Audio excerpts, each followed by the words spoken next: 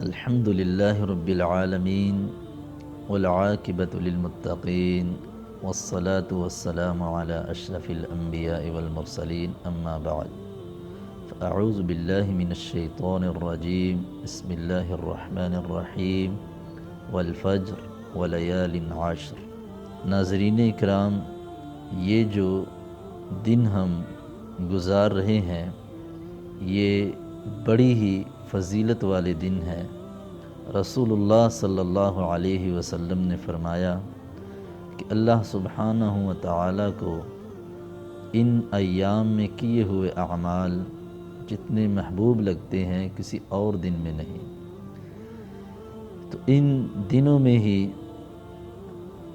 یوم عرفہ کا دن ہے 9 ذو الحجہ، جس کے بارے میں رسول اکرم صلی اللہ علیہ وسلم نے فرمایا صیام یوم عرفہ احتسب علی اللہ ان یکفر السنة التي قبلہ والسنة التي بعدہ، کہ یوم عرفہ کا روزہ رکھنا، رسول اللہ صلی اللہ علیہ وسلم نے فرمایا میں اللہ تعالیٰ سے گمان کرتا ہوں کہ ایک سال جو زندگی کا گزر چکا ہے اور ایک سال جو آئندہ آنے والا ہے، 2 سالوں کے گناہوں کا یہ کفارہ بن جائے گا۔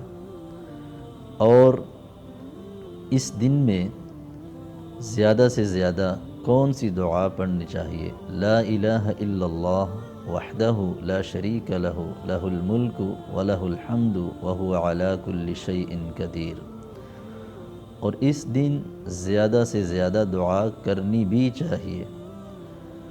اور عظیم تابعی سعید بن جبیر رحمۃ اللہ علیہ ان ایام میں بہت زیادہ عبادت کرتے، یہاں تک کہ وہ کہا کرتے تھے کہ لوگوں ان ایام میں اپنے گھروں کے چراغ بجھنے نہ دیا کرو، اور یہاں تک کہ وہ کہا کرتے تھے کہ اپنے خادموں کو بیدار کرو، اپنے نوکروں کو بیدار کرو، ان کو بھی عرفہ کے دن کی سحری کرواؤ، یعنی کہ ان کو بھی روزہ رکھواؤ۔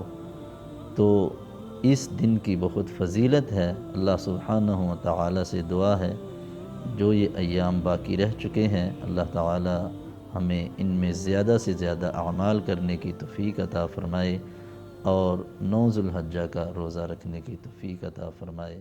وما علیہ